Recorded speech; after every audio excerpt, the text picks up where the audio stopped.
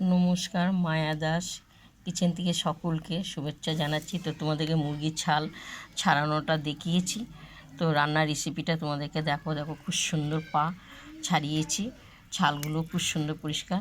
তো তোমাদের রান্নার রেসিপিটা তো দেখাতে হবে, তো তোমরা প্রথম থেকে লাস্ট দেখতে থাকো। তো আমার তেলটা গরম হয়ে আছে, কড়াইতে কাঠের উনুনে বসানো হয়েছে। তো আমি জিরে ফোড়ন দেওয়া হলো, এরপর আমি আলু দিয়ে দেবো।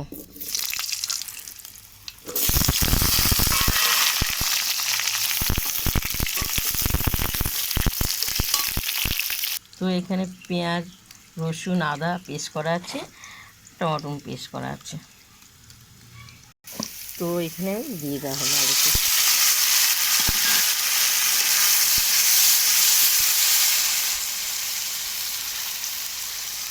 স্বাদ মতো নুন আর হলুদ, কাশ্মীর কালারের লঙ্কাটা দিয়ে দেওয়া হলো। ভালো করে কষাতে হবে। তো একজন লিখে পাঠিয়েছে, দিদি ছাল আর পা দেখালে হবে, তো একটু রান্না করে দেখালো আমরা খুব খুশি হব। তো সে দাদার ভাইয়ের কথা বা দিদিদের কথা আমি ফেলতে পারিনি, তাই তোমাদেরকে আমি রান্না করে দেখাচ্ছি। তো এখানে জিরে আর শুকনো লঙ্কা বাটা দিয়ে দেওয়া হলো মশলাটা।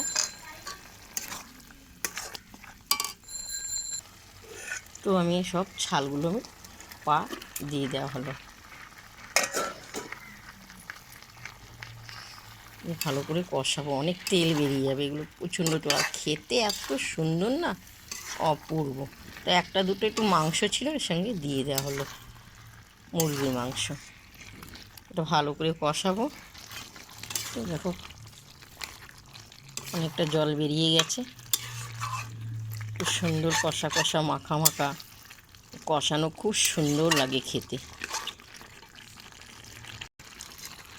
তো ক্যাপসিকাম দিয়ে দেওয়া হলো, ক্যাপসিকামটা দিলে মাংসটা খুব সুন্দর গন্ধ বেরোয়।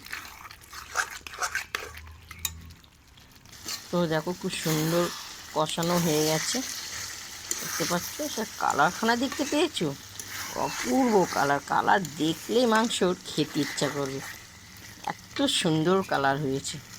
তো দেখো পরিমাণে জল দিয়ে দিলাম, যে কোনো তরকারিতে কালারটা হলে তরকারি খেতেও ভালো লাগে, একটু ফুটবে।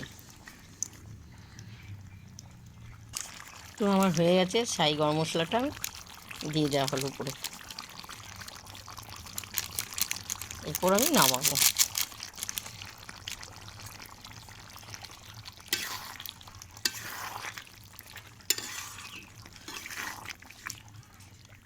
প্রথম থেকে লাস্ট তোমাদেরকে মুরগির ছাল আর পা রান্নার রেসিপিটা দেখিয়েছি। তা তোমাদের যদি ভালো লাগে আমাকে লাইক দিও, শেয়ার করো, কমেন্ট করে জানাবে।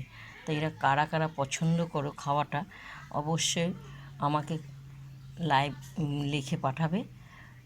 আর দেখতে পেয়েছো খুব গরম, এখনও ধুয়ে উঠছে। তো চলো আমরা গরম গরম খাবো। দেখো ছালগুলো দেখো পুরো খুব গরম, খুব সুন্দর গলে গেছে। তো